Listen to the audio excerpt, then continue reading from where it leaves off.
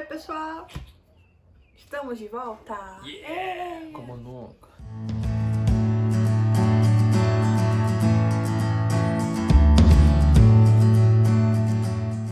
Depois de um ano aí sem fazer vídeo nenhum, finalmente a gente resolveu gravar mais um videozinho e falar tudo que a gente tá, o que a gente tava fazendo, por onde a gente tava e por que a gente ficou esse um ano inteiro sem fazer vídeo nenhum e por que a gente tá fazendo isso agora. Porque a gente é preguiçoso. Muito preguiçoso. Aí, nosso último vídeo a gente tava lá em Edimburgo, na Escócia, na fazenda, cuidando dos porcos. Um ano atrás. Um ano atrás. E desde então a gente parou de fazer vídeos porque a gente ficou viajando. Ficou tudo muito corrido. E ó, os outros lugares que a gente foi não tinha internet e a gente acabou esquecendo também. Foi uma série de fatores que fez com que a gente parasse de gravar. Mas a gente passou por muito lugar maneiro. Que, tipo, ia render altos vídeos fodas, assim, e agora... A gente só tem algumas fotos dos lugares que a gente passou. Tem até uns videozinhos, mas uns vídeos curtos. não o suficiente pra montar um vídeo pro YouTube. Não tinha como editar tudo. Tava muito corrido, muita coisa pra fazer. E não tinha como fazer isso tudo pra dar continuidade no canal. Mas aí agora a gente vai voltar a fazer. A gente espera, né? Se a gente não parar por mais um ano. Desde que a gente saiu daquela fazenda da Escócia. Fazenda dos Porcos. Aí depois a gente alugou um carro. Lá tem esse aplicativo, que é muito legal, que a gente vai falar no próximo vídeo. A gente vai fazer um vídeo só de aplicativo. E a gente alugou o carro por uma libra. Você só paga gasolina. E a gente pegou ele em Edimburgo e entregou em Inverness, que é a cidade onde tem o lago do monstro Ness lá. E a gente foi pra lá, que a gente conseguiu uma fazenda, tinha conseguido uma fazenda de fazão. Pra cuidar de fazão, o cara criava o fazão desde dos ovos e tal, alimentava até crescer uma certa idade e depois ele vendia para as pessoas caçarem esses fazões. Então é bem louco. E a fazenda era gigantesca. Aí a gente foi pra lá, tinha que tirar as pedras, eram uns campos grandes assim, tinha que ficar catando pedra, às vezes a gente ficava o dia inteiro catando pedra, porque o fazão, quando ele botava o ovo, tinha o risco do ovo bater na pedra e rachar, aí perdia um filhote ali. Aí a gente às vezes ficava com balde catando pedra o dia inteiro. Aí botava água nos galões, botava comida, e o cara era super gente boa, era muito legal. E o bom desse lugar que a gente ficou é que lá a gente trabalhava 8 horas por dia, mas só trabalhava 3 dias na semana. Então a gente tinha 4 dias livres para poder passear, conhecer os lugares, fazer tudo que a gente queria. E nisso a gente conseguiu conhecer bem a cidade de Inverness. Foi. E também a ilha de Skye. A gente saiu, a gente alugou um carro de Nesse novo. mesmo esquema, de uma libra, e a gente pegou um dia, a gente deu a volta inteira na ilha de Skye, que também fica na Escócia, lá pro norte, nas Highlands, e foi incrível, foi incrível. Aí depois de lá, a gente acabou indo pra Espanha, porque a gente já tava com um planejamento de fazer o caminho de Santiago, de Compostela, e a gente acabou indo. Pegamos, a gente foi de avião? Foi. Foi de avião. A gente conseguiu uma passagem, acho que de 10 euros. Foi uma passagem muito baratinha, saindo de Edimburgo direto pra Barcelona. A gente comprou essa passagem que não tinha bagagem de mão inclusa.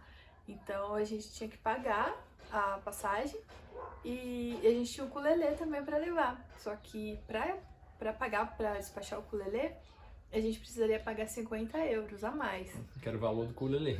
É, que é praticamente comprar um ukulele novo.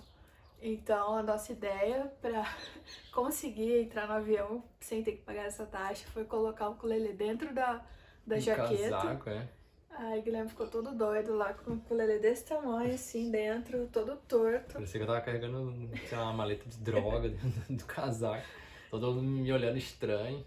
Sem ninguém entender o que era que ele tinha dentro do casaco. Sorte que ninguém implicou. Nem achou que era uma bomba, então a gente conseguiu passar tranquilo. Viagem inteira que eu queria o ukulele, Foi com umas o braço do 2, ukulele na minha 3 cara horas. e sentado. Foi bem idiota isso. Mas não deu nada, pelo menos não precisamos pagar. Às vezes esses perrengues tem que passar pra evitar pagar bagagem ou qualquer coisa. Aí quando a gente chegou na Espanha, a gente ficou uns 2, 3 dias em Barcelona. A gente andou bastante por aquela cidade também bem bonita. e decidimos ir direto fazer o caminho de Santiago de Compostela.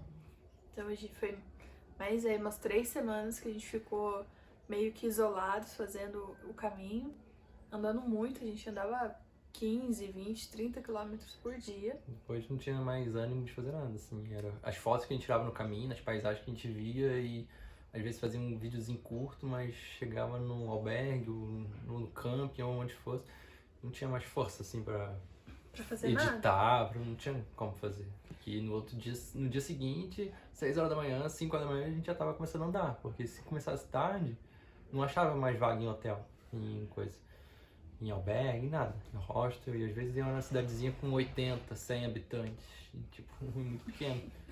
E não tem, não tem onde dormir, né? E os albergues têm uma quantidade limitada de camas.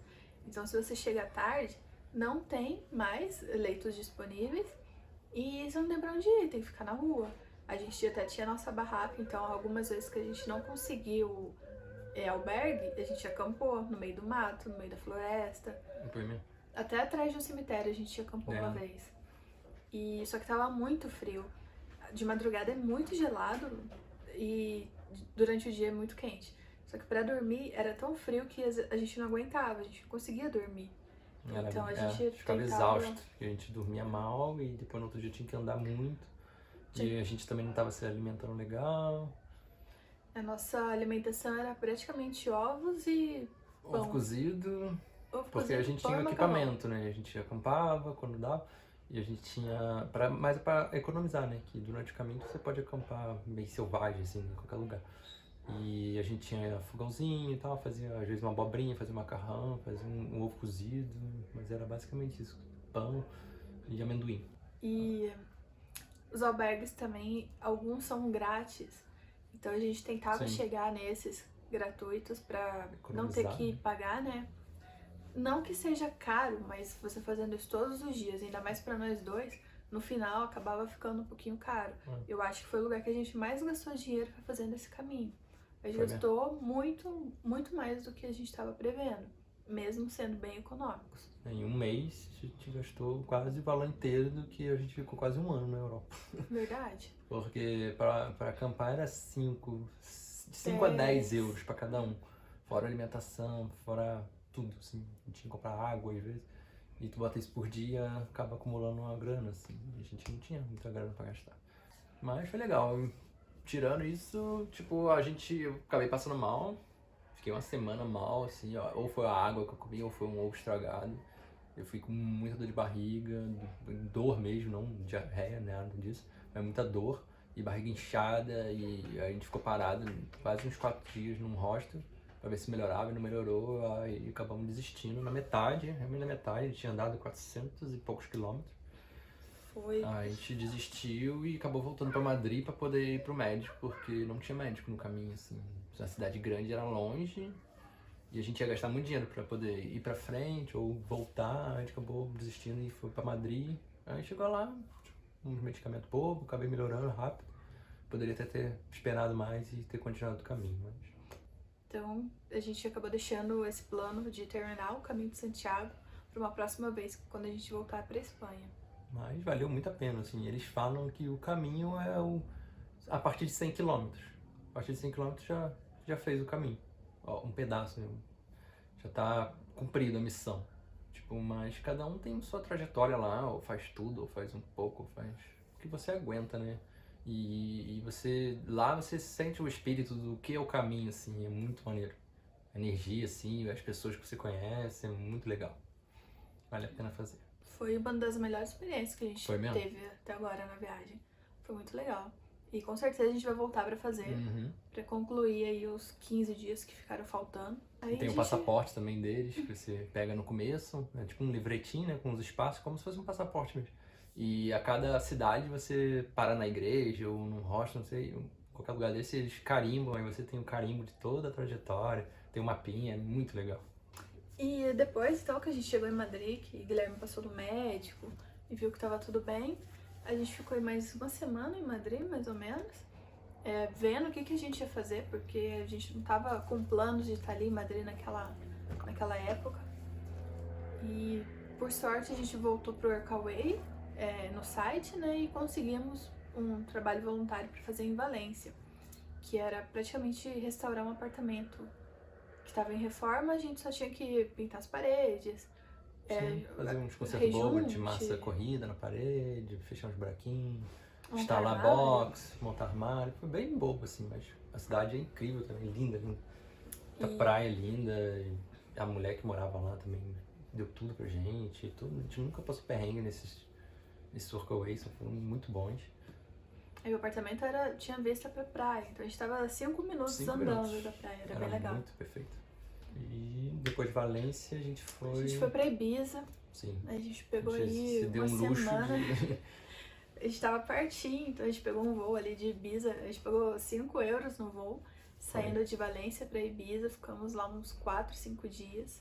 Também num apartamento maravilhoso em frente à praia, que a gente conseguiu uma promoção no Booking, saiu bem baratinho. Voltamos pra Valência, ficamos mais uma semana. Fomos pro Marrocos, ficamos lá também uma semana no Marrocos, conhecemos Fez. Um voo de 7 euros, foi muito barato. Tipo, essa empresa Ryanair, depois eu quero fazer um vídeo também sobre isso.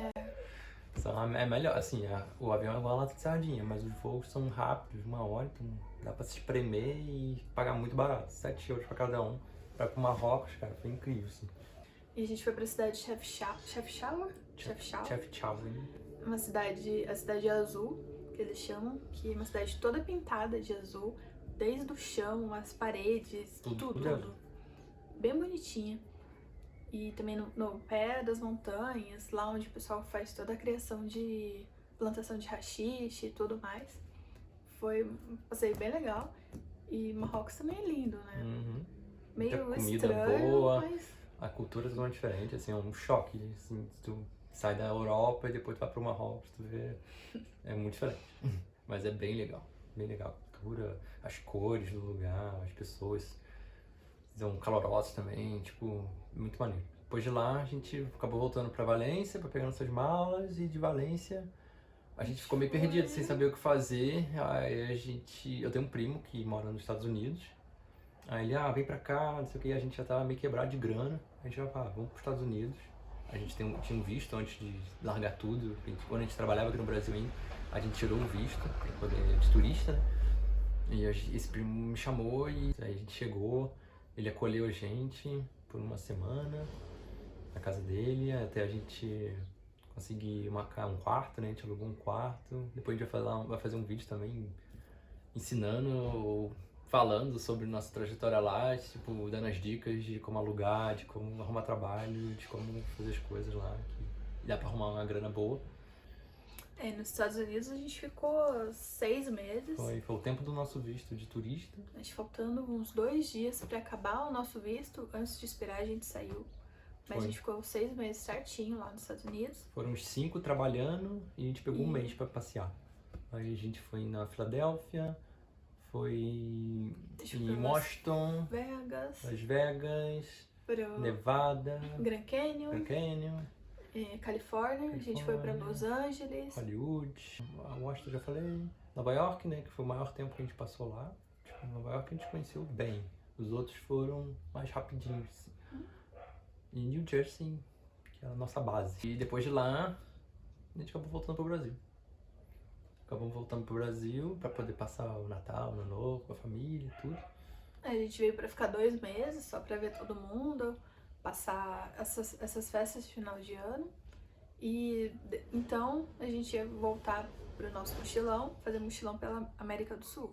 Que a gente ia cruzar desde a Argentina, ia lá pro Ushuaia e depois subir, atravessando tudo até Colômbia, até o norte da Colômbia. Era nosso planejamento para os próximos 6 meses. Só que infelizmente, né, por causa do corona, a gente tá preso de novo.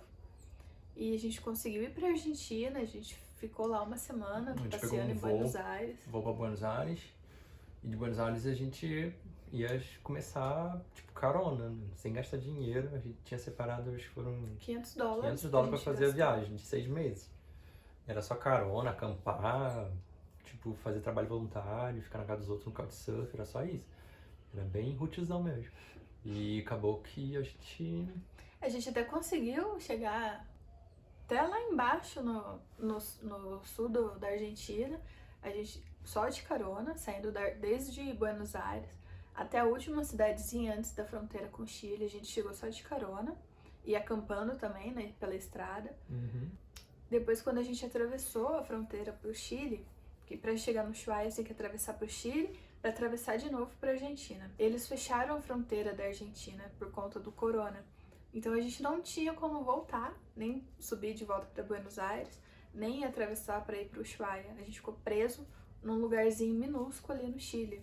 E como a gente ficou uma semana ou mais só na estrada, a gente não tinha internet, a gente não tinha acesso à informação, nada.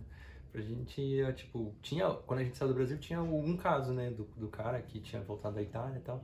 Até então, e lá na Argentina já, tipo, por esse tempo sem informação, as coisas já tinham evoluído. E a gente pegando carona, compartilhando mate com a galera, tipo, era muito doido. Compartilhando comida, a gente conhecia um casal de brasileiro também. E a gente nem aí, tipo, o vírus, a gente nem tava dando muito importância, porque a gente não sabia como que tava a situação. Aí depois, quando a gente chegou nessa fronteira do Chile com a Argentina, a gente tava indo pra uma cidade, era Rio Galego, se não me engano, e a gente conseguiu uma carona com um policial, com 2 policiais, um carro. Aí ele deu carona pra gente e falou assim, ó, vou passar um rádio pra fronteira e vou perguntar lá como que tá a situação. Ele falou, ó, tá fechado. A pessoa falou com ele lá, que trabalhava na fronteira, falou que tava fechado. E se a gente tinha um plano B, se caso, o que a gente ia fazer, né? E a gente não tinha pra onde ficar, eu ia dormir na rua. Aí ele falou assim, ó, vocês podem ficar na minha casa por uma noite. Até vocês decidirem o que vão fazer. A gente foi, agradeceu muito, ficou na casa dele, numa cidadezinha bem minúscula. E a gente ficou uma noite, aí acabou ficando mais uma noite, porque a gente não tinha o que fazer. E ele acabou gostando pra caramba da gente. E a gente dele também, queria muito. Era um tiozinho, assim, de 60 anos, por aí. Só que ele era aposentado da polícia, só que ainda trabalhava. E a gente ficou na casa dele. Aí a gente falou que a gente fazia esses trabalhos voluntários no mundo e tal, na Europa. Aí ele achou legal. E ele não sabia cozinhar, e a gente sim. Aí ele acabou a gente ficando. Foi fazendo comida, arrumando a casa. A gente ficou lá 3 semanas, quase 3 semanas na casa dele. Era pra ficar uma noite só, ficamos bastante tempo. Cozinhando, arrumando a casa, fazendo companhia. E toda noite a gente tinha nossos tragos, como eles chamam, que é as bebidinhas. A gente tomava uísque, rum, a gente fazia batida, caipirinha. Jogava carteado, batia papo, cantava no karaokê, era muito maneiro. Só que a gente tava com medo, a gente pensou em ficar lá. Ele falou, você pode ficar o tempo que quiser, 2 meses, um mês. Se vocês precisarem até reabrir as fronteiras e vocês continuarem viajando. Só que a gente ficou com medo de ficar, porque a cidade era muito pequena. Para sair tinha que pegar um barco.